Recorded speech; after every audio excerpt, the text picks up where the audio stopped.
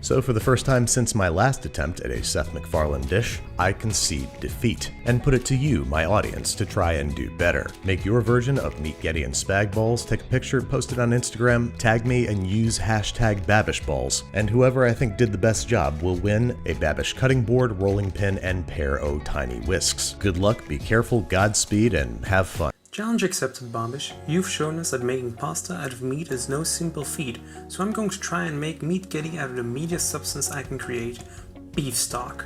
For that, I'm peeling and grating a couple of red onions, a carrot and some garlic.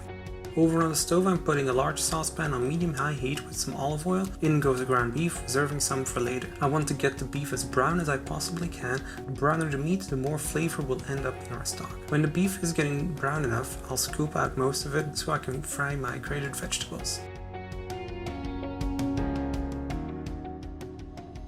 I'm adding some tomato paste. Then I thought, let's add some bacon as well, because, well, bacon.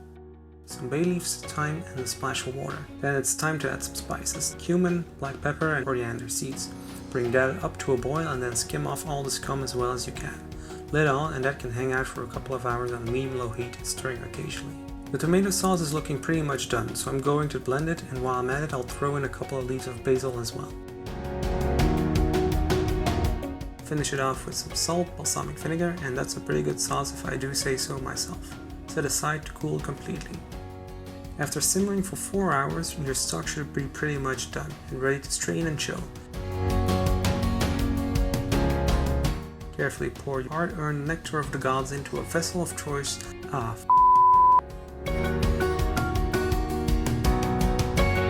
Anyway, moving on to our spag-balls. We're filling a piping bag with our cooled down tomato sauce and chopping some mozzarella into cubes. These will form the center of our spag-balls. Yes, you could use mini mozzarella balls, but past me forgets these things when shopping. Next, take a Death Star mold and fill the bottom with sauce. Plop in your mozzarella and some more sauce, close the mold and fill completely. Repeat with more spherical molds if desired. Yes, I only have one Death Star, which only seems appropriate as there was only ever one Death Star in the galaxy. When the molds are filled, put them in the freezer overnight. The next morning I'm starting off with some homemade pasta dough. Make a little flour volcano, add 2 eggs, pinch of salt and some good quality olive oil. Mix it all together and give it a good kneading. If this is the first time you're making fresh pasta, start off with a modest amount of flour and add more flour bit by bit until your dough isn't sticky anymore. Kinda like this. Wrap in plastic wrap and let rest in the fridge. When the dough has relaxed enough, I'm pinching off a small piece to experiment with. Roll it out thinly enough so you can see your hand through it. Yes, you could use a pasta machine, but I'm trying to show Babish that I'd be putting his fancy rolling pin to good use. I didn't show it, but I also froze some ice cubes last night.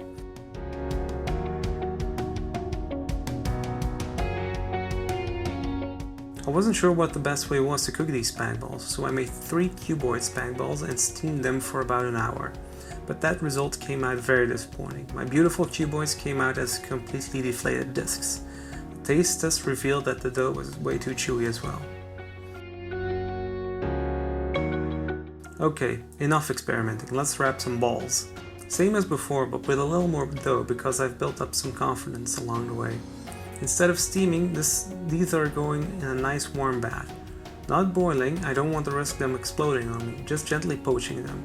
Again, allow for enough time for the sauce to melt completely. You don't want any frozen sauce in your spag balls. Now it's time for our noodly meat base. We're taking some inspiration from the legendary El Bulli and are making jelly noodles out of our beef stock. After skimming the fat from the stock, measure out an adequate amount of liquid in grams. I did 400 grams here. Now take your precision scale and weigh 1.6% of the liquid in agar-agar. For every 100 grams you need 1.6 grams of agar-agar. Combine the two and tiny whisk together. Move over to the stove and bring it to a boil while tiny whisking continuously.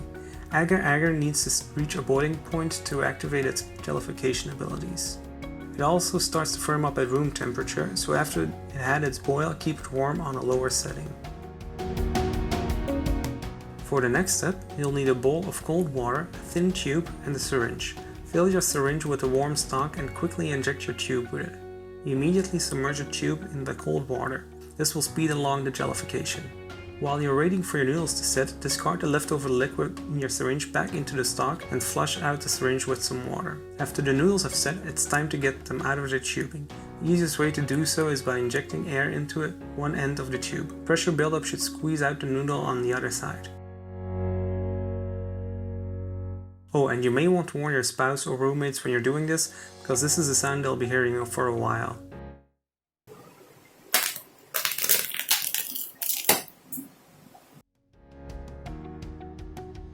Ta-da! Repeat this until you're all out of stock and have a nice bowl of Meat-Ghetti. Okay, we're in the final stretch now. To finish it off, take the beef mince you had left over and fry it up nice and crispy. This will be a garnish with which we'll coat our Meat-Ghetti to emphasize the meat flavor even more. Once that's done, it's assembly time. I need to reheat the Meat-Ghetti, so I'm pouring some boiling water in a bowl. But agar-agar gels become liquid at temperatures above 80 degrees centigrade, so I'm adding cold water to get below that. Then I'm testing with one noodle just to make safe, and it works. In go the rest of the noodles. After a couple of seconds in the bath, I'm draining them and plating them up. Add the crispy beef bits, toss to combine, and finally add our spag balls that have been poaching for about an hour. Finish up with some basil, and voila! I present to you Meat-Ghetti and spag balls. Let's cut one of the spag balls open, and yes, the sauce is oozing out beautifully. There is a mozzarella, all creamy and stringy and light.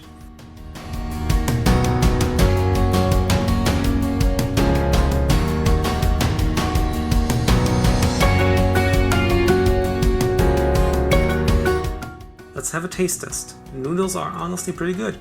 Are they better than actual spaghetti? No, of course not. But since agar-agar noodles only melt above 80 degrees, they do not actually melt in your mouth. But it's not like they're super chewy either, they have sort of a nice crumble to them. The pasta dough itself was okay. To my surprise, it wasn't overcooked, it still had some bite to it. Overall, I'd give this a 7 out of 10. What do you think, Babish?